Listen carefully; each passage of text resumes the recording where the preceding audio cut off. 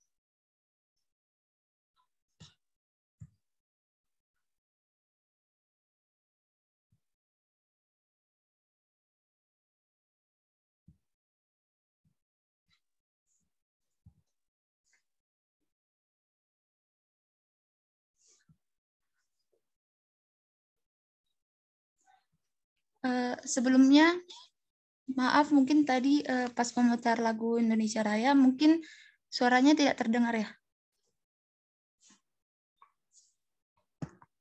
Tidak, Kak.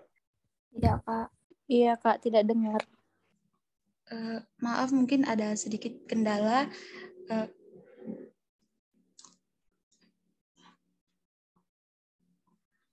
Akan saya lanjutkan. Baik, seperti yang sudah saya sampaikan sebelumnya, bahwa hari ini kita akan mendapatkan ilmu yang luar biasa dari kedua pemateri kita, Andrini Oktavia dan Aji Pratama. Untuk Andrini selaku pemateri pertama, waktu dan tempat kami persilahkan.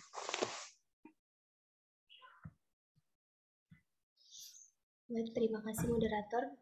Sebelumnya izinkan saya untuk share screen.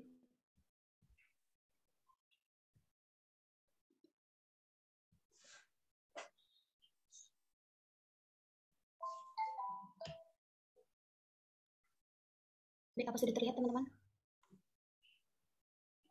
Sudah? Ya. Sudah, Mbak.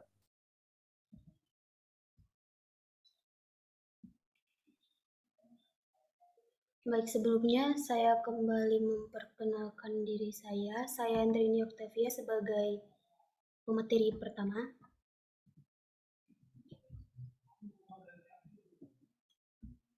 Bentar.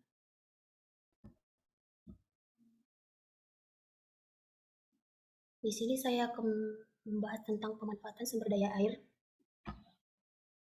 yang memiliki outline-nya tentang definisi sumber daya air, apa itu air, dan landasan pemanfaatan sumber daya air.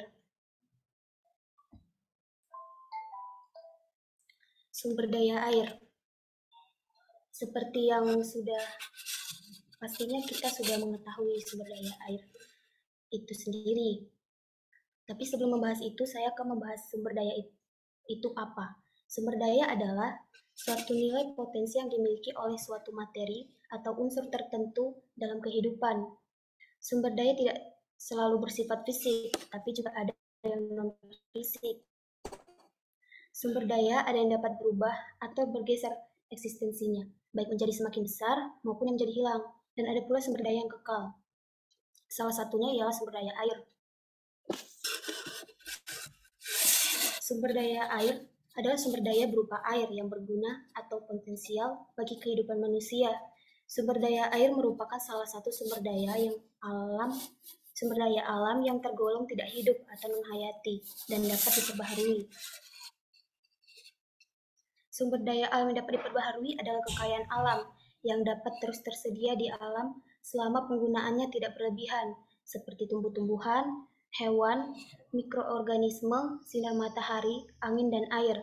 Namun demikian, manusia harus berusaha untuk menemukan dan menggunakannya secara berkelanjutan atau melestarikannya. Sumber daya air adalah sumber daya berupa air yang berguna atau potensial bagi kehidupan manusia.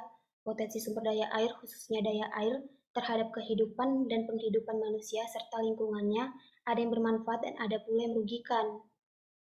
Nah, potensi daya air yang merugikan itu apa? Seperti banjir, longsor, kekeringan, gelombang tsunami, aliran debris, dan aliran lahar dingin.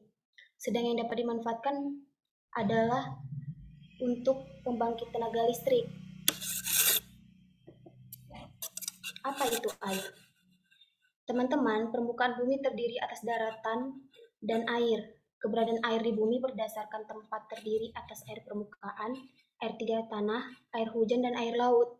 Keberadaan air di atas permukaan tanah antara lain di sungai, danau, telaga, rawa, dan di vegetasi. Sedang keberadaan air dengan melalui rekayasa sumber daya air atau buatan antara lain di bendungan, bendung, embung, situ, saluran irigasi, dan lain-lain. Keberadaan air di bawah muka tanah adalah air tanah dengan akuifer bebas dan akuifer tertekan dan mata air. Air adalah senyawa yang penting bagi semua bentuk kehidupan yang diketahui sampai saat ini di bumi. Air menutupi hampir 71% permukaan bumi. Terdapat 1,4 triliun kilometer kubik tersedia di bumi. Nah, Wujud air bisa berupa cairan, es, dan uap atau gas. Dari sudut pandang sejarah geologi, keberadaan air bersamaan dengan keberadaan bumi yang terjadi sejak kurang lebih 4,6 miliar tahun yang diyakini oleh banyak pakar bahwa bumi lahir berdasarkan dan berkaitan dengan teori yang dikenal dengan Big Bang Theory. Secara nasional, ketersediaan air di Indonesia mencapai 694 miliar meter per kubik dalam per tahunnya. Jumlah ini pada dasarnya adalah potensi yang dapat dimanfaatkan. Namun faktanya, saat ini baru sekitar 23% yang sudah termanfaatkan, di mana hanya sekitar 20% yang dimanfaatkan digunakan untuk memenuhi kebutuhan air baku rumah tangga, kota, dan industri. 80% lainnya dimanfaatkan untuk memenuhi kebutuhan irigasi. Sebagian air hujan yang jatuh ke permukaan tanah akan masuk ke dalam cekungan-cekungan air tanah yang potensinya mencapai lebih dari 308 miliar meter kubik. Potensi volume cekungan air tanah terbesar berada di Sumatera, yaitu sebesar 110 miliar meter kubik. Untuk meningkatkan manfaat dan ketersediaan air, telah dibangun bendungan yang hingga saat ini telah mencapai 235 buah. Berdasarkan klasifikasi menurut ketinggian dan volume tampungan, bendungan dibedakan menjadi beberapa bagian. Seperti bendungan dengan ketinggian lebih dari atau sama dengan 15 meter, dengan volume lebih besar dari atau sama dengan 100.000 meter kubik sebanyak 100 buah, dan juga bendungan dengan ketinggian kurang dari 15 meter, dengan volume kurang lebih sebanyak 500.000 meter kubik sebanyak 135 buah. Selain irigasi pada umumnya, pemanfaatan rawa untuk pertanian juga telah dilakukan untuk menunjang pencapaian peningkatan produksi pangan nasional. Luas lahan rawa masih bersifat perkiraan dan estimasi yang dilakukan oleh beberapa peneliti dan beberapa instansi menunjukkan hasil yang bervariasi terhadap luas lahan rawa di Indonesia. Air merupakan kebutuhan vital manusia dan karena itu harus tersedia agar dapat bertahan hidup. Sebagai masyarakat Indonesia, dengan pengetahuan lokal dan kebiasaan juga kebudayaan yang telah diwariskan secara turun-temurun, memanfaatkan sumber air di daerahnya untuk memenuhi kebutuhan sehari-hari mereka. Masyarakat mengelola sumber daya yang ada dan mereka hidup harmonis dengan alam dan lingkungan di sekitarnya. Nah, teman-teman, penggunaan air sudah diatur oleh pemerintah melalui Undang-Undang Nomor 7 Tahun 2004 tentang sumber daya air, agar pendayagunaan sumber daya air dapat bermanfaat optimal dan berkelanjutan. Akan tetapi, daya tampung air daerah aliran sungai saat ini sudah mengalami kerusakan yang parah. Kecenderungan kekurangan air terjadi hampir di setiap daerah. Sesaat menjelang musim penghujan berhenti merupakan indikator rusaknya daerah aliran sungai. Perubahan iklim berdampak terhadap penurunan total debit tahunan sungai. Dengan adanya perubahan aliran permukaan, perlu adanya perubahan operasional pengelolaan. Bila tidak, maka akan mengurangi tingkat keandalan dalam memenuhi kebutuhan. Semua makhluk hidup membutuhkan air, sehingga air merupakan material yang membutuhkan kehidupan terjadi di bumi. Bila diperhatikan dengan seksama, maka ada 3 tingkatan kehidupan, antara lain tumbuhan, hewan, dan manusia. Untuk manusia, hanya diam di tempat. Untuk tumbuhan, hanya diam di tempat mencari air di sekitarnya melalui akar-akarnya dan melalui udara. Binatang yang punya insting dan dapat bergerak mencari air dengan memanfaatkan air permukaan, dan sebagian binatang yang tinggal dalam tanah menggunakan air tanah. Sedangkan manusia yang mempunyai insting dan berakal dapat bergerak ke tempat lain, memanfaatkan air permukaan dan air tanah baik dengan kebutuhan air minum, juga dengan rekayasa sumber daya air untuk digunakan dalam kebutuhan primer dan sekunder. Kelangkaan air ditinjau dari segi kualitasnya, seperti pencemaran akibat limbah rumah tangga, industri, dan penggunaan pestisida. Kebutuhan air terhadap kehidupan harus memenuhi aspek kuantitas, kualitas, kontinuitas, perlu diusahakan dengan rekayasa sumber daya air sehingga kebutuhan akan air dapat terpenuhi. Dengan rekayasa sumber daya air, memungkinkan dibangun bendungan pada bagian hulu, di samping fungsinya sebagaimana danau buatan juga bisa dimanfaatkan untuk membangkit listrik tenaga air dan juga berfungsi untuk menampung atau mengatur volume air yang mengalir di sungai di mana pada musim hujan sebagian air ditampung sehingga pada bagian hilir tidak terjadi banjir kiriman, dan fungsi lainnya untuk air minum, perikanan, rekreasi, dan irigasi. Sungai pada bagian tengah biasanya dibuat bendung yang berfungsi untuk meninggikan muka air dan membelokkannya, dan digunakan untuk mengairi irigasi persawahan atau fungsi lainnya. Sedang sungai pada bagian hilir umumnya bermeander atau berbelok-belok, yang berfungsi untuk memperlambat air tawar ke laut sehingga dapat difungsikan oleh yang bermukim pada bagian hilir sungai yang biasanya berbentuk kota, dan dengan mendering secara alami juga dapat menahan laju intrusi air laut.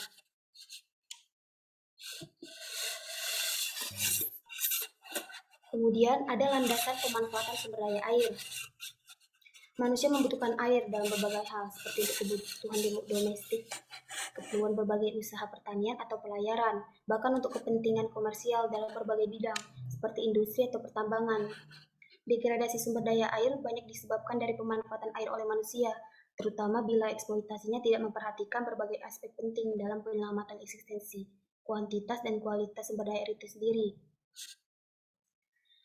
Berbagai bentuk degradasi sumber daya air dapat berupa peningkatan salinitas akibat intrusi air laut, air terpolusi akibat terkontaminasinya B3 ke dalam badan air, atau hilangnya deposit air akibat pengambilan yang melampaui pasokannya.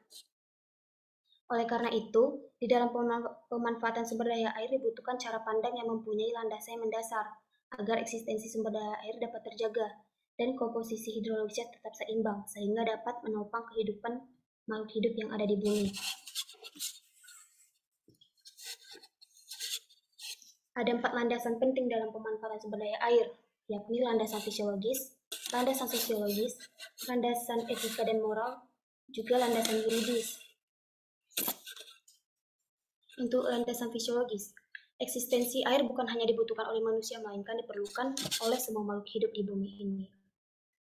Karena esensi air yang merupakan elemen penting di dalam kehidupan semua makhluk, bahkan air menjadi komponen penting dalam menunjang kelangsungan planet di bumi ini, maka sikap yang arif sangat diperlukan dalam memanfaatkan air yang ada. Kearifan sangat perlu untuk menjadi landasan berpikir para penentu kebijakan seperti pemerintah, dan pengetahuan tentang eksistensi dan esensi air sangat dibutuhkan untuk para pengambil keputusan. Oleh karena itu, maka dalam pemanfaatan air perlu menggunakan landasan filosofis dalam pandangan esensialisme dengan konsep menggunakan air sesuai kebutuhan hidup, dan jangan mengeksploitasi air dengan mengikuti ambisi kepentingan pribadi atau kelompok. Walaupun terlihat bahwa sumber daya air berlimpah, tapi sebelum melakukan eksploitasi, sebaiknya dilakukan telaah terhadap berbagai aspek, seperti batasan kapasitas deposit air, pemeliharaan kesinambungannya, pemeliharaan pasokannya, menjamin keberlangsungan siklus hidrologi, dan yang paling penting adalah memperhatikan pemenuhan kebutuhan dasar orang lain dan makhluk hidup yang lain di sekitarnya. Kemudian ada landasan sosiologis. Jika mencermati esensi air sebagai unsur dasar kehidupan bagi seluruh makhluk hidup yang ada di muka bumi, maka jelaslah bahwa air merupakan milik bersama semua makhluk. Bukan hanya manusia, tapi juga makhluk hidup yang lain, seperti flora dan fauna. Maka landasan sosiologis dalam pemanfaatan air haruslah memperhatikan berbagai aspek, yang bukan hanya bersumber dari norma kehidupan manusia, tapi juga norma keberlanjutan ekosistem. Landasan sosiologis pemanfaatan air menganut paham integralisme yang bersumber dari norma kehidupan masyarakat, yakni seperti kekeluargaan dan gotong royong, kebersamaan musyawarah untuk mufakat, kesejahteraan bagi menjadi tujuan hidup bermasyarakat, juga negara melindungi warga negaranya, dan selaras serasi seimbang antara hak dan kewajiban. Kemudian landasan etika dan moral. Dalam memanfaatkan air diperlukan suatu etika dan moral yang baik. Etika yang dianut dalam memanfaatkan air, baik untuk mendapatkan sumber air minum, air pertanian, maupun air industri, akan menentukan eksistensi keberlanjutan sumber daya air di masa depan. Pemanfaatan air dengan pendekatan yang hanya maksimalkan kegunaan air semata, memang akan memberikan produksi air yang berlimpah dalam beberapa tahun. Akan tetapi, saat itu air akan mengalami degradasi, dan lama-kelamaan air akan menghilang sama sekali. Air tanah misalnya, bukan sumber daya air yang tak terhingga, yang pada suatu cekungan, atau yang masuk ke dalam akuifer tanpa proses. Air tanah hanyalah salah satu elemen dalam siklus hidrologi yang eksistensinya dapat bergeser ke elemen lain apabila medianya di dalam tanah terganggu, seperti pengambilannya mengganggu keseimbangan di dalam media akuifernya. Etika dan moral dalam pemanfaatan air menggunakan pendekatan ekofeminisme, biosentrisme, dan ekosentrisme. Prinsip dasar dalam pendekatan ini ada dua, yakni komunitas moral tidak hanya dibatasi pada komunitas sosial, melainkan mencakup komunitas ekologi secara keseluruhan. Dan hakikat manusia bukan hanya sebagai makhluk sosial, melainkan juga makhluk ekologis. Kedua prinsip dasar di atas akan mewarnai seluruh prinsip etika ekosistem yang memiliki prinsip yaitu sikap hormat terhadap alam, prinsip tanggung jawab, solidaritas kosmis, prinsip kasih sayang dan kepedulian terhadap alam, prinsip tidak mau melakukan kesalahan, prinsip sederhana dan selaras dengan alam, prinsip keadilan, prinsip demokrasi, dan juga prinsip integritas moral. Dan yang terakhir ada landasan yuridis. Air merupakan sumber daya yang bersifat multisektoral, sehingga semakin maju tingkat penghidupan suatu masyarakat, semakin canggih teknologi yang digunakan, dan semakin banyak pula yang bermunculan bentuk industri yang membutuhkan air. Sedangkan sumber daya air sendiri cenderung semakin berkurang. Oleh karena itu, tanggung jawab pemerintah di setiap negara untuk mengatur agar dapat terjamin aspek keadilan dan kesetaraan di dalam pemanfaatan sumber daya air. Sebagai contoh, di dalam Konstitusi Negara Kesatuan Republik Indonesia atau Undang-Undang Dasar Negara Republik Indonesia tahun 1945, pada pasal 33 ayat 3 dinyatakan bahwa bumi, air, dan kekayaan alam yang terkandung dalamnya dikuasai oleh negara dan dipergunakan untuk sebesar-besarnya kemakmuran rakyat. Rumusan ini menggambarkan pemahaman yang mendasar para pendiri negara bahwa sumber daya air merupakan karunia Tuhan Yang Maha Esa yang memberikan manfaat untuk mewujudkan kesejahteraan bagi seluruh rakyat Indonesia dalam segala bidang. Kemudian setelah saya paparkan, dapat kita simpulkan bahwa penting untuk seluruh umat manusia masing-masing menjaga eksistensi sumber daya air yang ada di masing-masing lingkungannya. Sangat penting dimiliki atau diupayakan. Berbagai macam tindakan yang diperlukan dalam menjamin keberlanjutan sumber daya air di setiap negara, antara lain seperti melakukan konservasi, mencegah polusi, juga mengendalikan eksploitasi sehingga tidak melampaui kapasitas deposit air. Sekian dari pemaparan saya kembalikan pada moderator.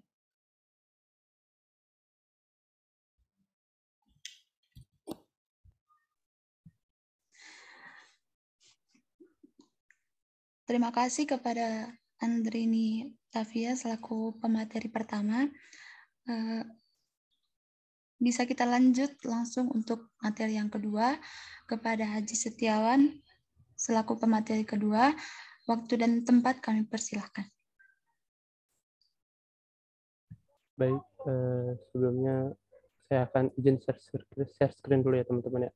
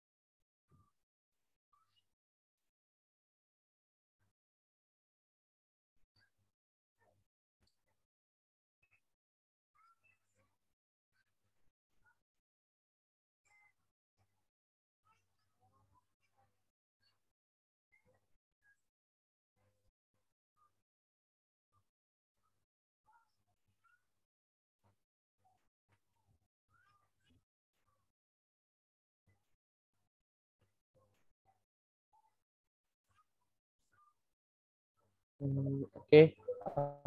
Apakah share screen saya sudah kelihatan teman-teman semua?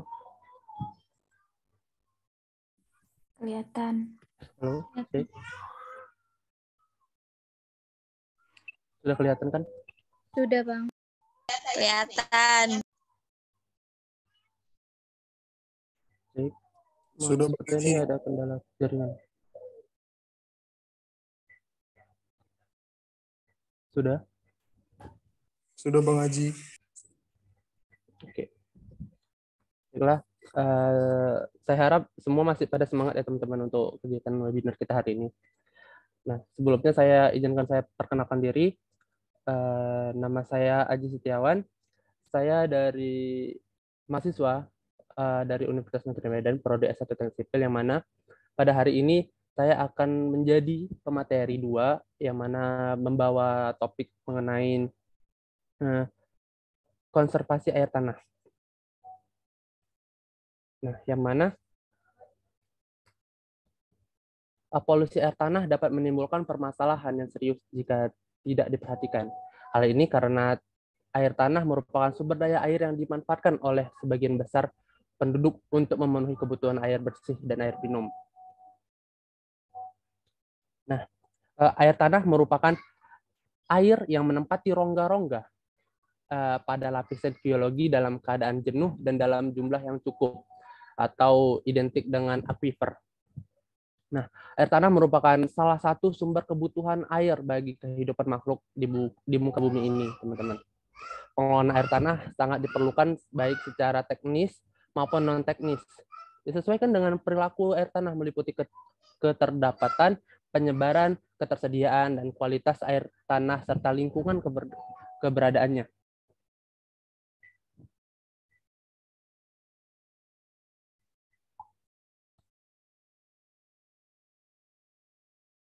Nah, kegiatan pengelolaan air tanah adalah upaya merencanakan, melaksanakan, memantau, dan mengevaluasi penyelenggaraan kegiatan konservasi, pendayagunaan air tanah, dan pengendalian daya rusak air tanah. Pengelolaan air tanah perlu diarahkan untuk mewujudkan keseimbangan antara pendayagunaan air tanah dan upaya konservasi.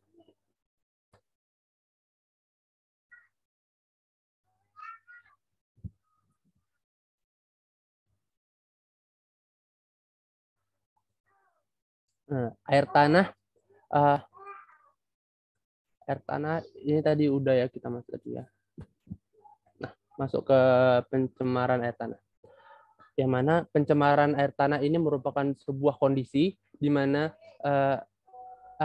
tanah sebagai tempat berkumpulnya air tercemar oleh polutan atau zat pencemar sehingga air tanah mengalami perubahan karakteristiknya. Mohon maaf teman-teman, ini slide saya kelihatan nggak sih? Kelihatan, Pak. Tapi masih nggak di awal. jalan. Oh. Malah. Jadi jalan ya. Mungkin bisa saya bantu? Boleh Mbak, saya kirim materinya ya Mbak ya? Ya. Bisa.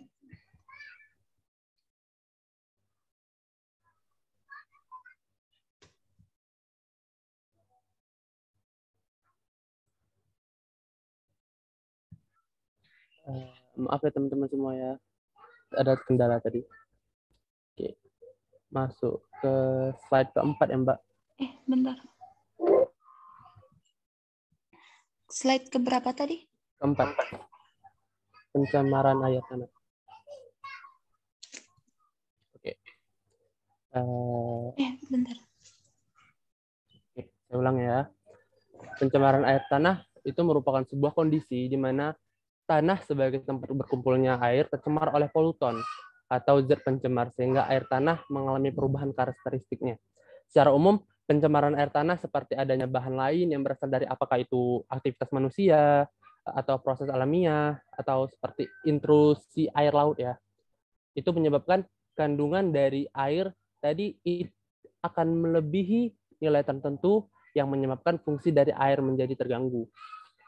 Nah, untuk proses alamiah tadi kan itu salah satunya kan dari intrusi air laut. Next, Mbak. Oke. Sebagai saya jelasin sedikit tentang intrusi air laut ya teman-teman semua ya. Intrusi air laut ini merupakan masuknya atau menyusupnya air laut ke dalam pori-pori batuan dan mencemari air tanah yang terkandung di dalamnya. Nah, proses masuknya air laut mengganti air tawar disebut sebagai intrusi air laut. Maksudnya air laut ke sistem aquifer melalui dua proses, yaitu intrusi air laut dan upcouning. Intrusi air laut telah menjadi di beberapa tempat, terutama di daerah pantai ya teman-teman semua ya. Next, Mbak. Nah, batasan konseptual konservasi dan pengendalian air tanah dalam kerangka pengelolaan air tanah. Nah, di sini pengelolaan air tanah adalah upaya untuk merencanakan, melaksanakan, memantau, dan mengevaluasi penyelenggaraan kegiatan konservasi, pendayagunaan air tanah, dan pengendalian daya rusak air tanah. Perkembangan pemanfaatan air tanah yang berkelanjutan membutuhkan konsep pengelolaan air tanah yang efektif dan efisien serta tepat sasaran. Pada dasarnya, pengelolaan air tanah ini bertujuan untuk menselaraskan kesetimbangan pemanfaatan dalam kerangka kualitas dan kuantitas dengan pertumbuhan kebutuhan akan air yang meningkat dengan tajam, teman-teman. Nah, penerapan pengelolaan air tanah sebaiknya dilakukan sebelum terjadinya penurunan kuantitas dan kualitas air tanah akibat pengembalian air tanah dan pencemaran air tanah oleh manusia. Oleh sebab itu, pengelolaan air tanah tidak hanya merupakan upaya mengelola sumber daya air tanah atau managing aquifer resources, tapi juga upaya mengelola manusia yang memanfaatkannya atau managing people. Nah, pengelolaan air tanah sangat diperlukan bagi secara teknis maupun non teknis nih untuk menghindari degradasi air tanah yang serius, baik kuantitas maupun kualitasnya, di mana pengelolaan ini harus disesuaikan dengan perilaku air tanah meliputi keterdapatan, penyebaran, ketersediaan, dan kualitas air tanah serta lingkungan keberadaannya. Pengelolaan air tanah perlu diarahkan untuk mewujudkan keseimbangan antara pendayagunaan air tanah dan upaya konservasi serta pengendaliannya. Next, Mbak. Nah, etika konservasi air tanah dan kegiatan konservasi air tanah. Apa sih itu etika konservasi air tanah? Kurang lebih 95% air tawar yang ada di bumi ini ditemukan tersimpan di dalam aquifer air tanah dan tidak berada pada danau-danau atau sungai-sungai di permukiman tanah.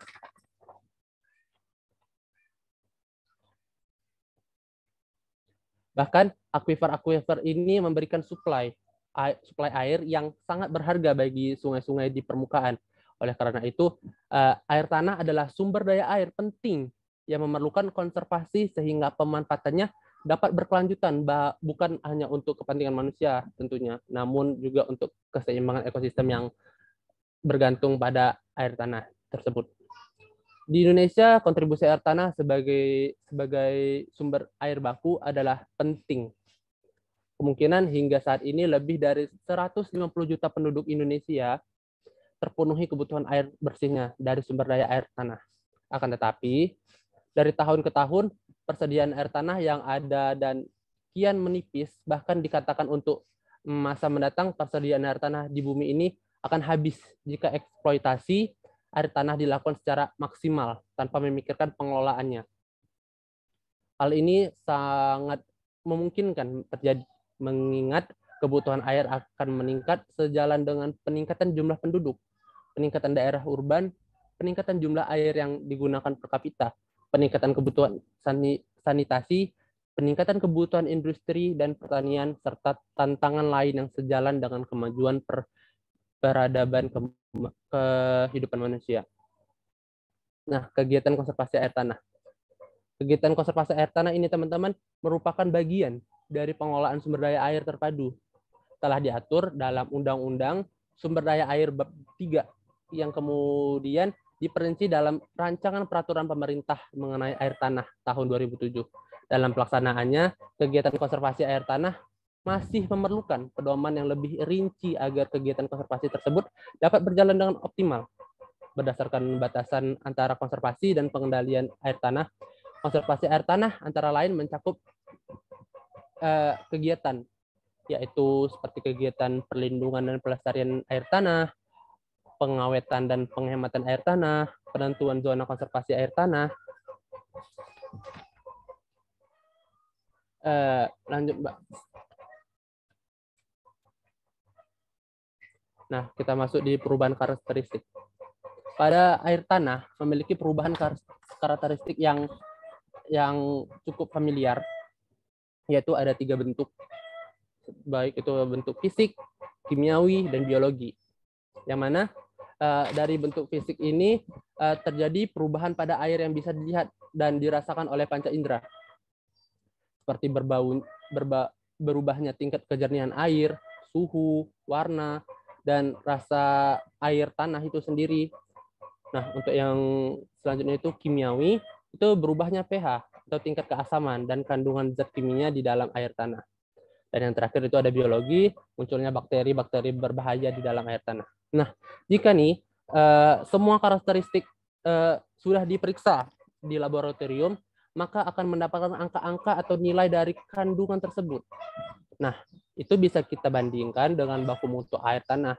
Dan di situ juga kita bisa nyatakan atau kita simpulkan bahwa air itu sebenarnya sudah tercemar atau belum, atau tidak. Jika kandungan itu terukur baik secara fisik, kimiawi, dan biologi, melebihi dari buku mutu air tanah, berarti itu sudah mengalami pencemaran atau sudah teridentifikasi tercemar, teman-teman semua. Next, Mbak.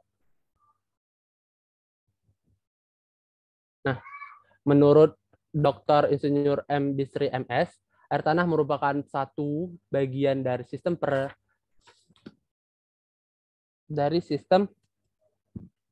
peredaran air di bumi yang disebut daur hidrologi. Siklus air ini membuktikan bahwa air tanah merupakan bahan cair yang dapat diperbarui dan bukan mineral atau bahan tambang yang terpakai habis, atau nama lainnya itu non-renewable resource. Bahkan cair ini terus-menerus diperbarui atau renewable resource selama tidak terjadi perubahan iklim, dan air tanah yang tersedia akan tetap, dan karena selalu terjadi pengisian kembali pada waktu musim hujan. Nah, air tanah dapat bergerak nih teman-teman secara lateral maupun vertikal, yang dipengaruhi oleh keadaan morfologi. Nah, morfologi ini merupakan suatu ya teman-teman, keadaan topografi suatu wilayah. Nah, morfologi, hidrologi, dan geologi setempat. Next, Mbak.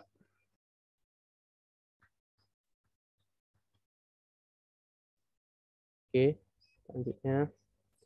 Lapisan pembawa air tanah. Untuk lapisan pembawa air tanah ini terbagi menjadi 3, teman-teman, yaitu aquitar, aquiclude, dan aquifuge. Di mana aquitar merupakan suatu lapisan yang mempunyai susunan batuan sedemikian rupa sehingga dapat menyimpan air, tetapi hanya dapat mengalirkan dalam jumlah yang terbatas. Nah, untuk aquiclude itu merupakan suatu lapisan yang mempunyai susunan batuan sedemikian rupa sehingga dapat menampung air, tetapi tidak dapat melepaskan air dalam jumlah yang cukup berarti.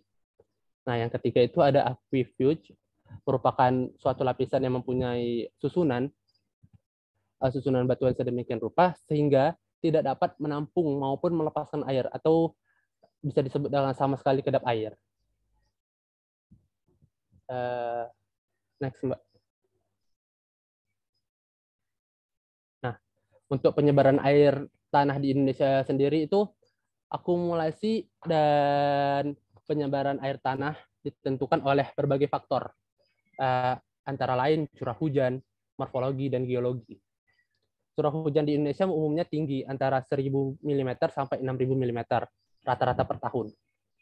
Dan juga untuk daerah tertentu yang mempunyai curah hujan kurang dari 1.000 mm, tapi penyebaran sangat terbatas dan hanya merupakan 0,9% dari seluruh luas tanah air. Next, Mbak.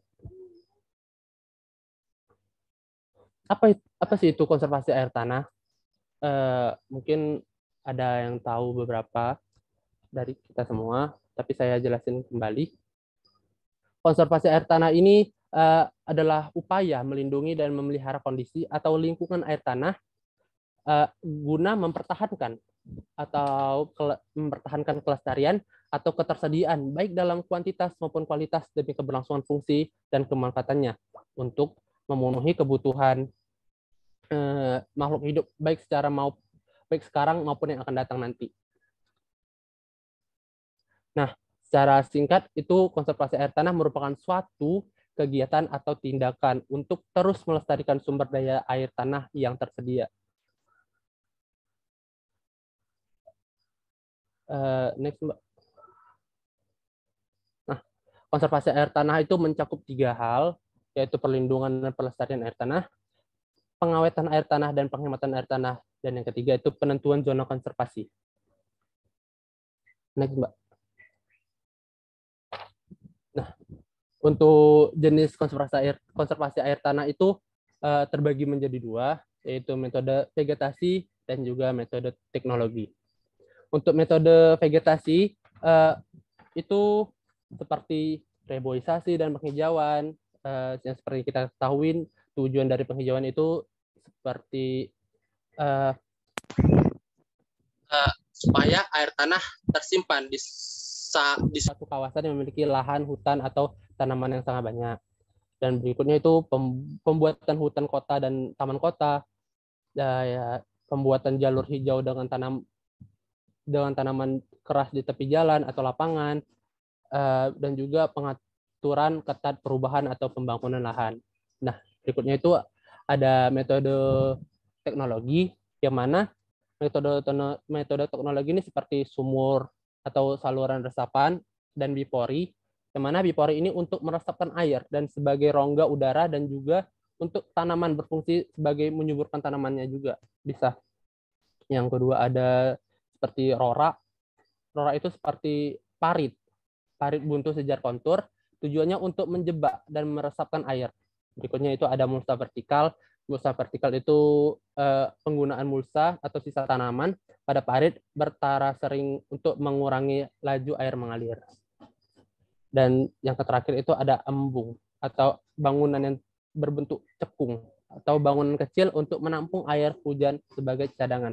Yang mana ini itu biasa dibuat kayak lahan tanah, itu kita korek dengan kedalaman tertentu, itu kita untuk bertujuan untuk kita isi air, yang mana jika lahan kita itu kekurangan air atas dari alam, itu kita bisa mengambil air itu dari embung ini sendiri yang kita buat, karena di situ sudah menyimpan beberapa air untuk kebutuhan kita. Nah, sumur resapan salah satunya tadi kan sumur resapan. Nah, sumur resapan itu yang salah satunya berfungsi untuk memasukkan air hujan ke dalam tanah kan. Nah, manfaat dan tujuan sumur resapan itu meresapkan air ke dalam tanah. Berikutnya itu ada mengisi pori-pori tanah sehingga mencegah penurunan tanah, meningkatkan cadangan dan kualitas air tanah, dan juga mempertahankan tinggi muka air tanah, dan terakhir itu menjaga keseimbangan hidrologi. Next, Mbak. Nah, jenis konservasi air tanah. Untuk jenis konservasi air tanah itu tadi ini udah ya. Udah. Next lagi, Mbak. Nah, perlindungan air tanah dan pelestarian air tanah. Untuk perlindungan air tanah ini merupakan upaya menjaga keberadaan serta mencegah terjadinya kerusakan kondisi dan lingkungan air tanah. Dan termasuk di dalamnya upaya memelihara keberadaan air tanah agar tersedia sesuai fungsinya. Cara paling efektif untuk memelihara keberadaan air tanah agar tersedia air tanah, cara paling efektif untuk memelihara keberadaan air tanah adalah dengan menetapkan kawasan lindung air tanah pada satu wilayah cekung air tanah dan atau kawasan sempadan mata air atau basin manajemen dengan penetapan zona perlindungan sumber air baku yang berasal dari mata air atau air tanah, atau bisa disebut dengan well management. Nah, guna melindungi air tanah, secara meluruh nih, kuantitas atau dan juga kualitas pada kawasan lindung air tanah, penggunaan lahan harus diarahkan sebagai berikut. Itu seperti tidak ada kawasan permukiman baru dan pusat-pusat perdagangan di dalam kawasan lindung air tanah, kecuali sistem buangan limbah yang baik tersedia, pengadaan air bersih disalurkan dari PDAM. Nah, berikutnya itu seperti kawasan industri baru atau perluasan kawasan industri yang ada tidak terletak di dalam kawasan lindung air tanah, kecuali sistem pengelolaan limbah telah terpasang. Baiknya juga tidak pada daerah yang pengambilan air tanahnya terlarang.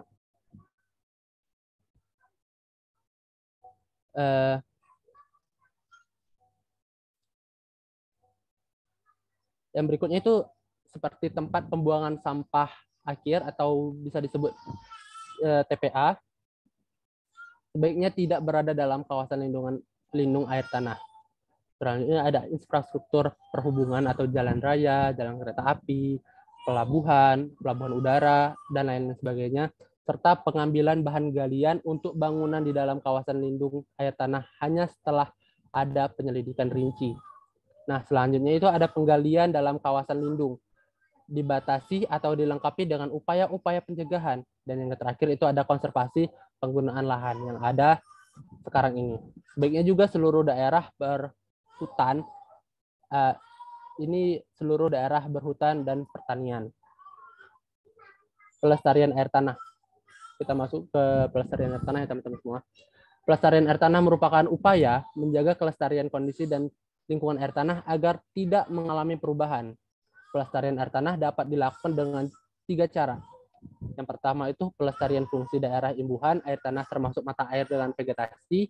Yang kedua ada pelestarian air tanah dengan penerapan teknologi. Dan yang ketiga ada pengaturan secara ketat luasan lahan yang boleh dibangun atau pengaturan penutup lahan yang bertujuan untuk memberikan peluang peresapan air hujan ke dalam tanah. Pelestarian fungsi daerah imbuhan air tanah dengan cara vegetasi merupakan upaya konservasi air tanah dengan memanfaatkan peran tumbuhan secara alami untuk dapat mempertahankan siklus dan dinamika air. Nah, pelestarian air tanah dengan penghijauan dapat dilakukan pada wilayah dengan beberapa permasalahan air tanah, seperti fluktuasi tinggi, muka air tanah yang dalam, kawasan resapan, dan juga kawasan lindung, kawasan mata air, dan bentuk perairan permukaan lainnya. Cara vegetasi ini umumnya dimaksudkan untuk peningkatan infiltrasi air dan mengurangi evaporasi air yang dapat dilakukan dengan reboisasi, pembuatan hutan kota atau jantung kota, pembuatan jalur hijau, pengaturan secara ketat luasan lahan yang boleh dibangun, atau pengaturan penutupan lahan yang bertujuan untuk memberikan peluang peresapan air hujan ke dalam tanah dapat diterapkan pada wilayah atau kawasan padat hunian. Next, Mbak.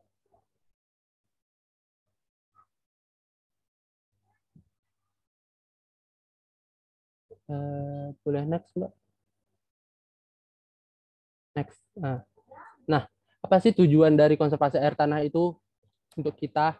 Yang mana tujuan ini untuk menjamin ketersediaan air untuk generasi mendatang. Untuk selanjutnya itu ada penghematan energi yang cukup besar untuk pemompaan air, pengiriman, dan fasilitas pengolahan air limbah.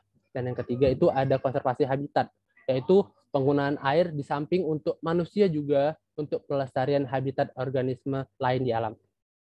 Lanjut, Mbak. Nah, untuk kita semua nih sebagai makhluk hidup yang hidup di bumi nih, kan sebagai mana ya, untuk peduli terhadap lingkungan kita juga, terutama untuk ketersediaan air kita, ini ada beberapa upaya melestarikan air tanah yang bisa kita lakukan. Baik itu dimanapun, di rumah maupun di tempat lain, yaitu seperti menjauhkan sampah dari sumber air tanah, menggunakan air tanah secara bijak, mengurangi zat kimiawi, mengikuti penukuhan pemerintah, dan juga membuat sumur resapan. Mungkin cukup dari saya materi hari ini. Semoga materinya bisa kita manfaatkan dan kita gunakan di kehidupan sehari-hari. Saya kembalikan kepada moderator.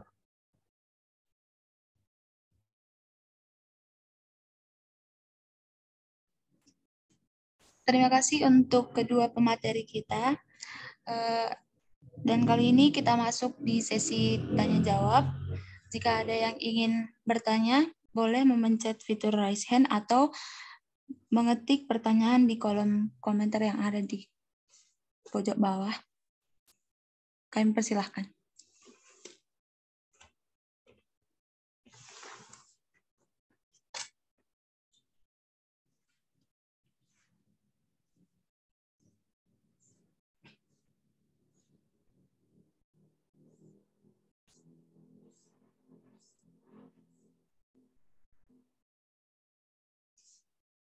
Apa ada yang ingin bertanya?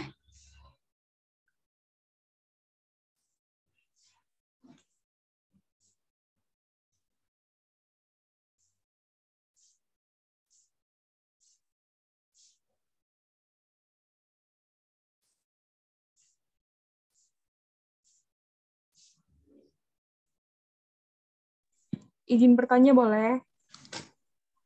Kami persilahkan. Oke. Sebelumnya perkenalkan, nama saya Febiola. Di sini saya mau bertanya tentang tentang perairan di Indonesia. Di Indonesia itu perairannya termasuk salah satu perairan yang terbesar ada di dunia. Kenapa sih di air di daerah timur itu sulit? Itu yang pertama. Terus yang kedua, setahu saya dari teman-teman saya, di daerah timur itu kebanyakan air laut. Apa nggak bisa dari air laut yang di daerah timur itu diubah jadi air tawar, dan berapa lama prosesnya gitu? Terima kasih untuk teman kami Febiola. Pertanyaannya kami simpan terlebih dahulu. Apa ada yang ingin bertanya lagi?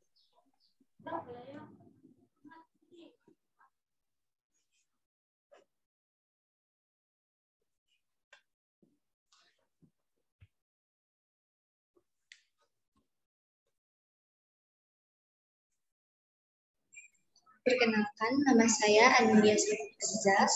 Saya dari Universitas Sumatera Utara. Saya ingin bertanya, yang kita tahu nih kan masih banyak tuh daerah yang kekurangan air bersih kayak Nusa Tenggara. Apakah ada upaya buat meningkatkan ketersediaan air bersih? Terima kasih.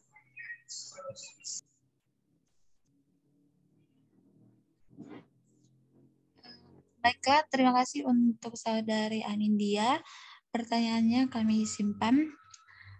Untuk satu orang lagi, ada yang ingin bertanya lagi?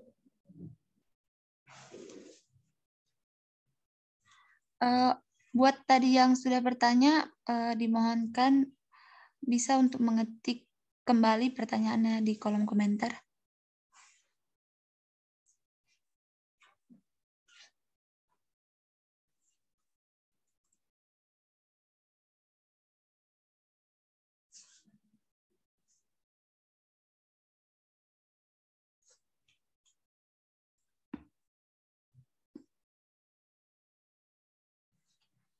Untuk satu pertanyaan terakhir, apakah ada yang masih mau bertanya?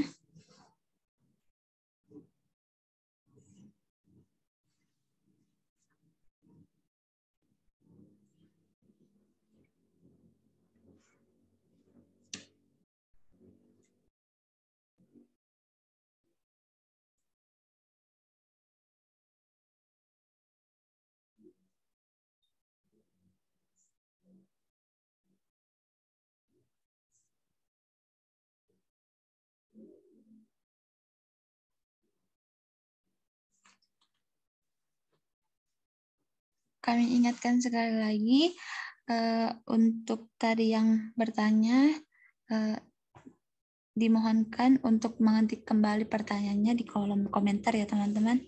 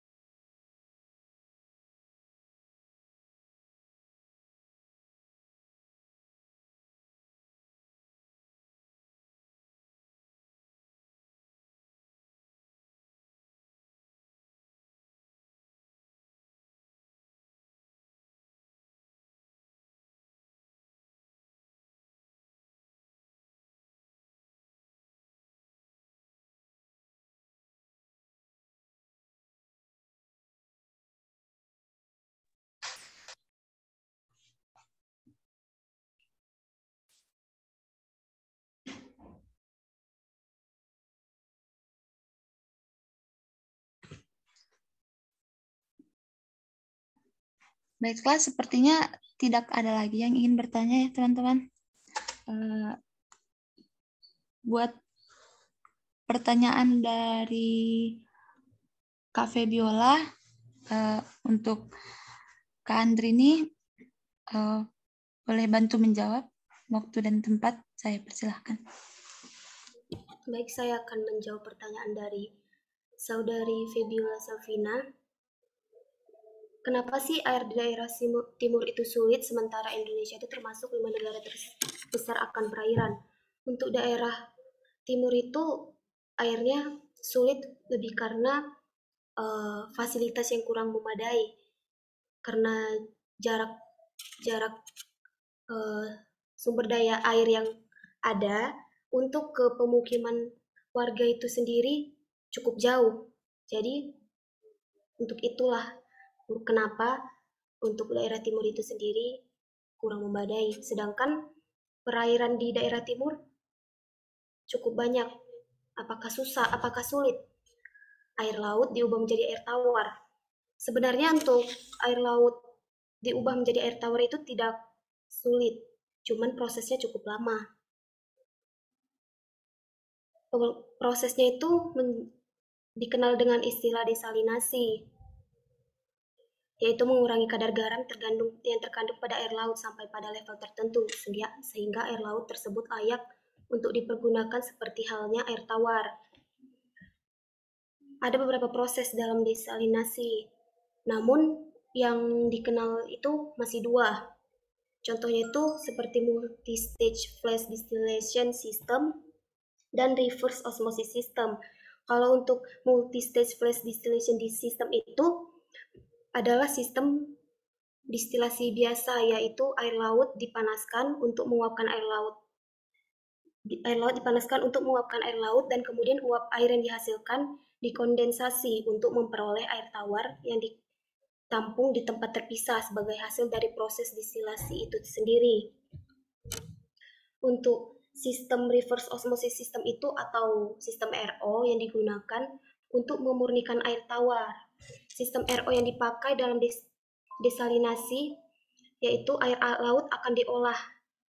Diperlukan pengelolaan awal sebelum diteruskan ke bagian RO karena masih mengandung partikel padatan tersuspensi, mineral, plankton, dan lainnya. Setelah melalui tahap awal itu, air laut disalurkan ke membran RO itu dengan pompa yang bertekanan tinggi, sekitar 55 dan 85 bar, tergantung dari suhu dan kadar garamnya. Sekian.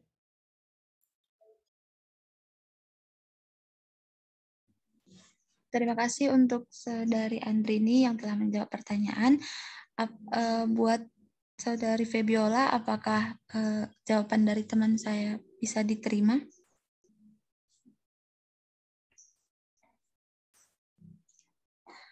Baiklah, terima kasih. Untuk pertanyaan yang kedua dari Saudari Anindya, untuk teman kami Aji Setiawan, apa boleh menjawab pertanyaan dari Baiklah, saya bantu jawab untuk pertanyaan Mbak Anindya tadi, sebisa saya mungkin. Seperti yang kita ketahui, memang Indonesia itu memiliki daerah ketersediaan air yang cukup besar, dikarenakan Indonesia memiliki kepulauan, banyak pulau tentunya. Jadi mereka di sana itu memiliki lebih tepatnya ketersediaan air laut ya. Kalau untuk air tawar atau air minum itu sebenarnya masih kurang, seperti yang di materi Kak Andrini tadi, jauh banget kekurangan untuk air bersih untuk siap konsumsi itu sendiri. Nah, kenapa air bersih kekurangan untuk di wilayah Nusa Tenggara, yang mana itu ada beberapa prosedur atau beberapa ada beberapa hal yang mengakibatkan kekurangan air bersih, dikarenakan seperti yang kita ketahui di daerah timur, lebih tepatnya itu memiliki suhu atau keadaan yang cukup kering. Jadi air itu ketersediaan air itu jadi mengurang. Tapi kalau untuk di pesisir pasti masih bisa diusahakan untuk mendapatkan air bersih, tapi itu tadi termasuk untuk ke air asin ya. Jadi untuk air kadar tawarnya itu kurang. Nah, kalau upaya pemerintah itu sebenarnya sudah dilaksanakan, sudah dilakukan beberapa tahun yang lalu, seperti pemerintah berupaya untuk menyediakan air bersih khususnya untuk masyarakat ya. Salah satunya dengan menjaga ketersediaan kualitas air bersih yang cukup dengan mendorong penyediaan infrastruktur dasar permukiman di daerah perkotaan atau daerah lainnya. Salah satu yang menjadi perhatian khusus pemerintah itu adalah pengadaan infrastruktur bidang air minum dan sanitasi. Berkenaan dengan hal tersebut, Direktorat Jenderal Cipta Karya Kementerian atau PUPR melaksanakan lokakarya peminatan program hibah air minum perkotaan tahun 2019. Nah, yang bertujuan untuk menjaring komitmen dan dukungan pemerintah daerah. Sementara itu, target nasional dalam RPJMN untuk air minum layak pada tahun 2019 telah ditetapkan sebesar 100% sesuai amanat Undang-Undang Nomor 23 Tahun 2014 tentang pemerintahan daerah, memiliki peran yang sangat penting dalam pengembangan sistem penyediaan air minum di wilayah masing-masing. Nah, dari keterangan yang diterima disebut bahwa program ini terukur dan investasi pembangunan di bidang air minum yang direalisasikan oleh pemerintah daerah melalui penyediaan modal kepada PDAM tentunya. Nah, program ini sudah dilakukan sejak tahun 2010 dengan nilai hibah yang mencapai itu 3,4 triliun dan mampu melayani akses air minum melalui pembangunan 1,2 juta sambungan rumah baru. Cakupan ini berasal dari 232 kabupaten kota dan MBR dan menerima manfaat mencapai 6,1 juta jiwa. Itu sih yang bisa saya jawab.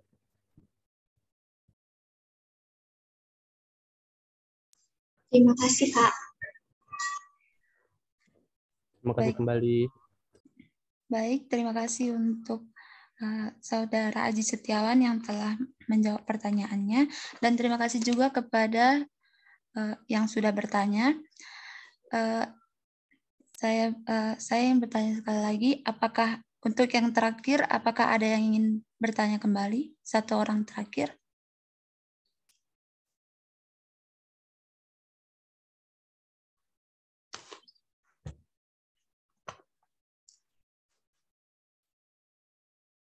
Sepertinya tidak ada yang teman-teman. Oke, kita lanjut saja. Baik, seperti yang sudah saya sampaikan di awal acara, kami akan mengundi 3 orang pemenang yang beruntung untuk mendapatkan hadiah yang telah disediakan. Untuk pemenang pertama, akan kami undi mungkin dari nomor HP atau gimana nih Kak Andri nih, Bang Haji? Dari belakang nomor HP aja. Angka buat terakhir. random gitu. Random. Jadi Kayak ini tuh genap gitu. Kan lumayan. baiklah. Di sini saya ingin memilih random ya.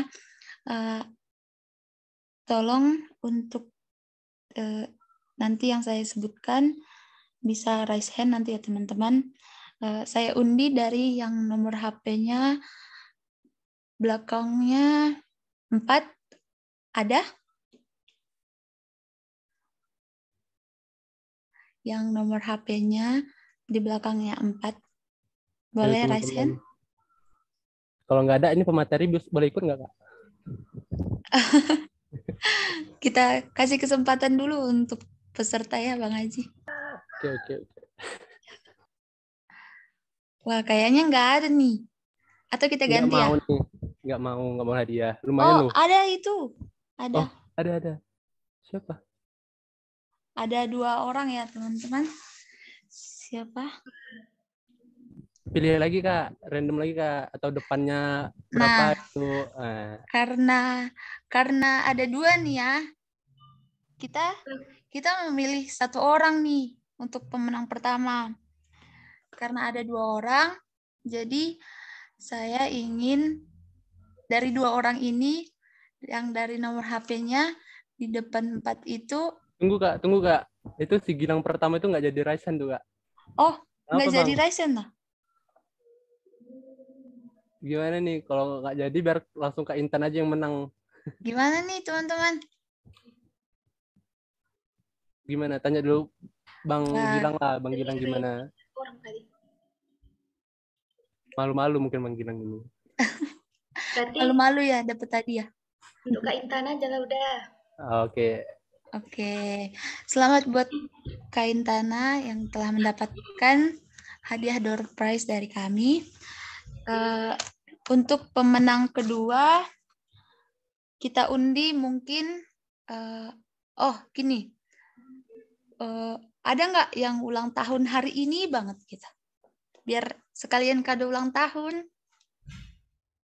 Kalau ada boleh raise hand. Nggak ada. Kalau nggak ada, tanggal 14 pun nggak apa-apa lah. Terserah bulan berapa. Bulan ini. Oh iya. Bulan ini lah. Mana tahu bulan ini ulang tahun kan? Ada yang ulang tahun di bulan ini? Raise hand, silakan. Lumayan loh teman-teman. Ih, nggak ada. Atau bulan tanggal 14 nggak ada? Bulan apa aja, yang penting tanggal 14. Ada? Ada. Gak usah malu-malu Kak Anindya. Yang putus bulan ini. Ada nyarankan yang putus bulan ini. Oh, ada tuh. Yang putus. Diganti katanya ya, yang mungkin lagi patah hati atau lagi putus bulan ini. Uang jajan pas putus. Itu ada tuh. Tadi ya. Ada Kak, baru putus. Duh, sedih sekali. Ada berapa orang nih? 1 orang aja udahlah. 1 orang ya, hadiah putus kan? Oh, putusin sekarang. Iya, boleh tuh. Hadiah nggak Udah jadi temen ya. sih Kak. Udah temen. Udah tahu. Berarti siapa tadi pemenang kedua? Kak Fahira. Kak Anindya juga. Nah, kan ada 2 nih. Iya. Tapi hadiah putus. 2 orang lah berarti. Ada hadiah. Ada Kan 2 ada 2 orang nih. Ambil 2 orang. Nah, kita undi lagi. Oh. Siapa putusnya lebih duluan?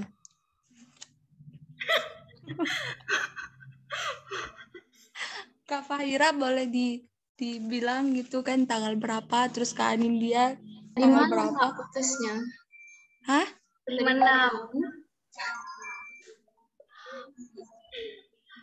Aduh, Kak Fahira. 4 Mei. Berarti Kak Fahira. Kak Fahira 4 Mei. kalau Kak Anindya kapan? 5. Wah, berarti yang Udah beruntung beruntung. untuk yang Ini putus ini mau ucapkan selamat atau gimana ya? Iya, Bingung. ini mau diucapkan selamat. Selamat. Selamat putus. Baiklah, untuk pemenang kedua udah kita dapat ya. Selamat untuk Kak Fahira, selamat mendapatkan hadiah door prize dan selamat putus juga. Untuk yang ketiga, kita undi dari kita kasih penghargaan Materi. untuk Materi. Yang nanya. tapi Orang. buat kita kasih penghargaan untuk 2 orang yang bertanya tadi. Tapi kan ada 2 nih, Kak. Gimana dong? Tadi yang bertanya siapa aja? Kak Febiola sama Kak Adindia. Anindya sama Kak Viola. Jadi gimana sistemnya, Kak Andrini, Bang Haji? Gimana nih? Terserah sih. Atau adu pancu, mau adu pancu. Aduh, aduh. Yang on cam dong, Kak. Oh iya. Betul sekali, betul. Iya, on cam. Oh iya. Apresiasi ya. Iya. Jadi untuk pemenang ketiga udah kita tentuin ya untuk yang bertanya, dan sekalian on cam dari awal kita memulai sampai akhir acara. Selamat untuk Kak Anindya.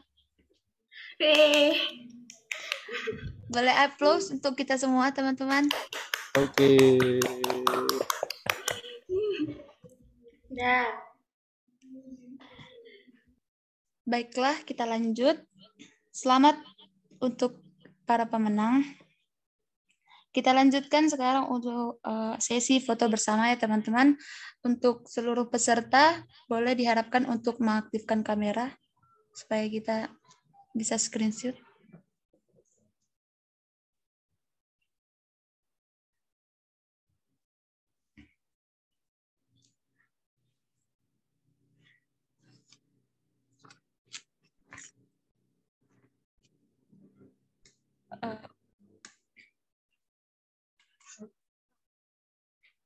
Bisa di screenshot Kak Aji.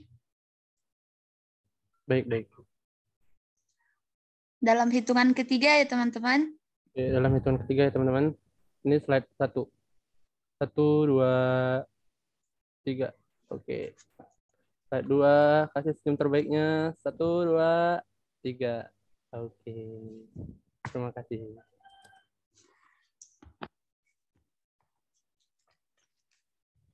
Baiklah, terima kasih. Dan akhirnya sampai juga kita di penghujung acara.